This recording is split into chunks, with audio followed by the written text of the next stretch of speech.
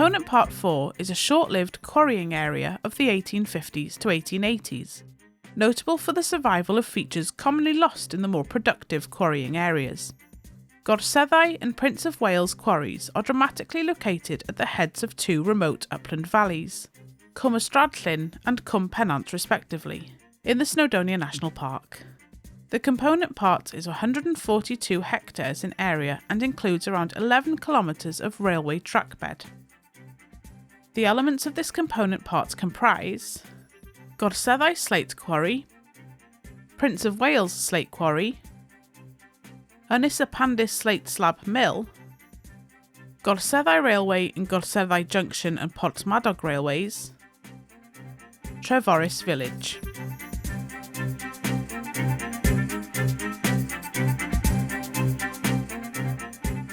Some of the most well-known lines of Welsh language poetry, Avion Wynn's Cwm Pennant, celebrate the area's timeless beauty. Cwm Pennant.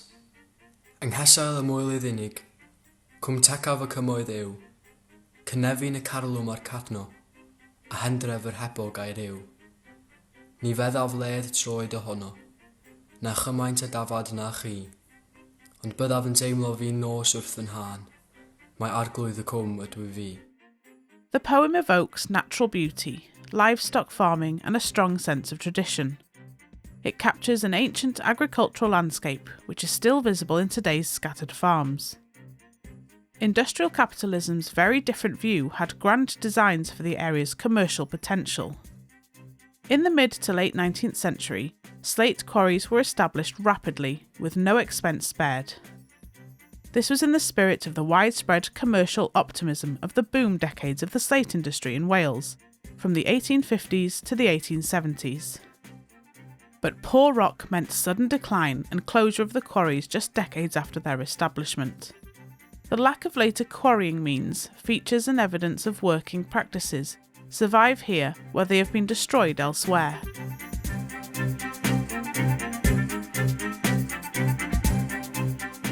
The Gorseddau and Prince of Wales slate quarries both follow the system of stepped galleries introduced in the late 18th century at Penrhyn Slate Quarry.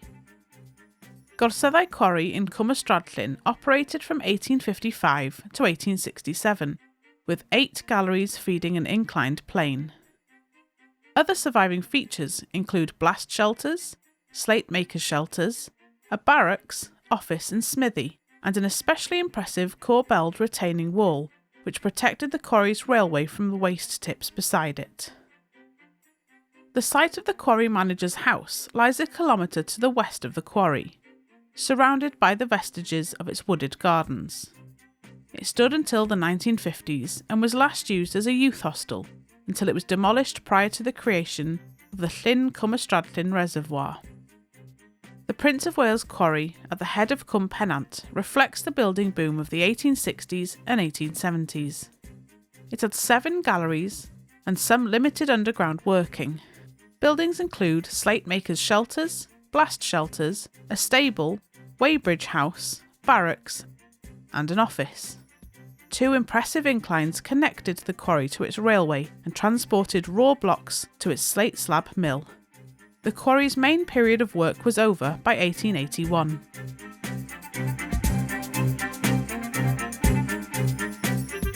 The quarries were connected by railway to the sea at Porthmadog. The systems serving the 2 quarries demonstrate very different construction.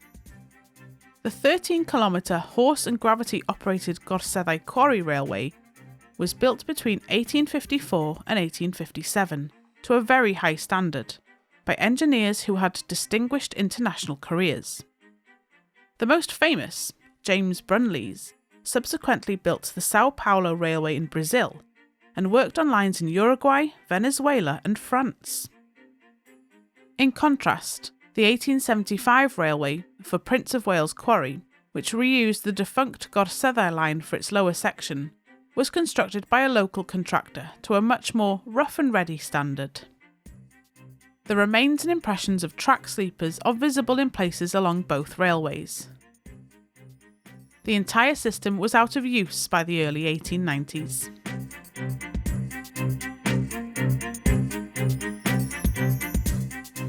Both quarries had water-powered slate slab mills. The 3-storey Ynysapande mill, which served Gorseddau Quarry, is a grand and architecturally ambitious structure and is quite unlike most slate mills. Its ruin is an imposing cathedral-like presence in today's landscape. It is thought to be based on a railway workshop or foundry. Its designer, James Brunlees, seems to have given little thought to how the structure would operate, and it was left to local contractors to work out how to equip the building. A curved embankment carried raw blocks in and finished products away from the mill, connecting to Gorseddau Railway. The mill operated from 1857 to 1866. After abandonment, it was used as a community hall, but became a ruin in the early 1900s. In stark contrast, the Prince of Wales mill is single-storey and is far more practical for manoeuvring and processing large blocks of stone.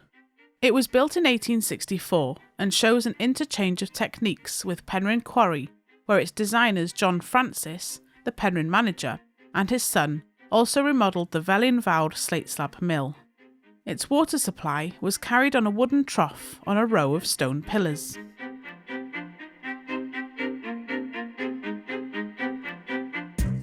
Accommodation for workers was an essential feature given the quarry's remote upland locations. Barracks are present at both quarries. Gorseddau has a 2-storey barracks at the foot of the quarry. The barracks at Prince of Wales are a row of 3-room single-storey cottages. Barracks generally provided crowded, unhygienic and uncomfortable accommodation. It is sobering to think of Prince of Wales Quarry's 4 cottages housing much of its workforce, around 200 men at its height. Perhaps the most remarkable settlement feature is Treforys, a kilometre to the west of Gorseddau. It was built in 1857 to 1858 as a company village for quarry workers and their families. It had 18 pairs of 2-room cottages arranged along 3 streets. Its ground plan was evidently drawn up in an office because it was laid out with almost total disregard of the rugged, boggy and uneven landscape. It must have been a challenging place to live and suffered an outbreak of smallpox in 1859. It was abandoned when Gorseddau Quarry closed a few years later.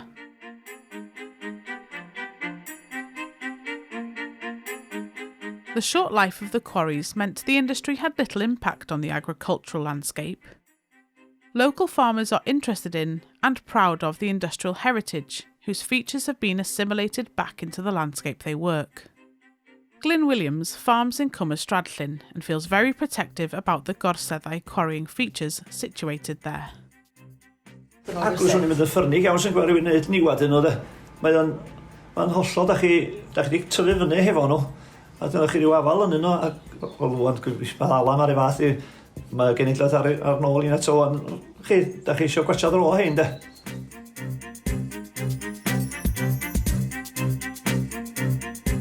Nowadays, Ynysapande is under the custodianship of the Snowdonia National Park Authority. The authority is embarking on a project to help conserve this and other slate quarrying sites in the area, and to provide better opportunities for people to learn about, understand and enjoy the heritage. There is an excellent opportunity to improve connectivity between the sites by improving the condition of the existing extensive footpath network. Local residents share a passionate interest in the sites. The National Park Authority aims to help realise the ambitions of local residents for the improvement of the heritage, access and interpretation, whilst also addressing issues such as traffic management and sustainable visitor numbers. The remains are testament to an external industrial vision imposed onto an agricultural landscape, but having little lasting impact on its community. In this aspect, it is quite unlike the most productive quarrying areas, where landscape and society were transformed by their encounter with industrial capitalism. The quarrying features now lie in an intriguing state of fossilisation, well preserved and accessible, within the contrasting rural landscape of Avion Wynn's loveliest valley of all.